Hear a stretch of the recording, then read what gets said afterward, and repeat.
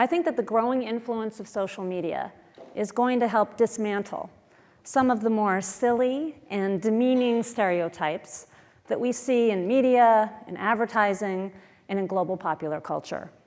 If you haven't noticed, the media hold up a very distorted mirror of our lives. And why do they do that?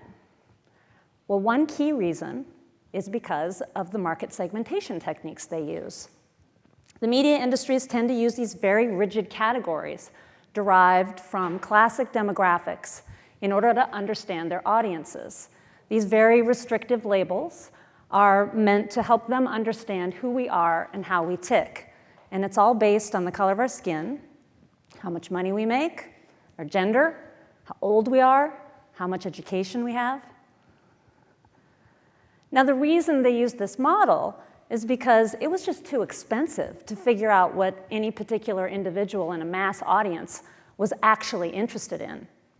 So they're using demographics as a proxy for interest. If I know your age and your gender, then maybe I know something about what you're interested in, and then maybe I can make some assumption about some purchasing decisions that you're going to make. So if you're ever trying to understand, why is our popular culture the way it is?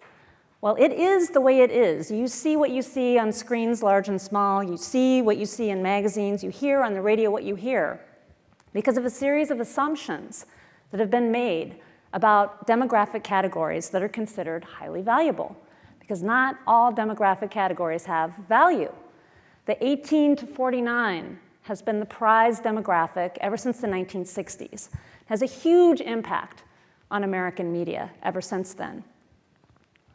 But, as you've probably noticed, the baby boomers have aged out of 18 to 49.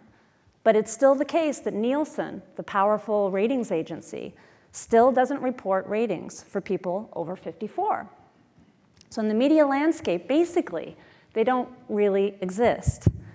And advertisers pressure media to deliver to them the most difficult demographic out there, young males.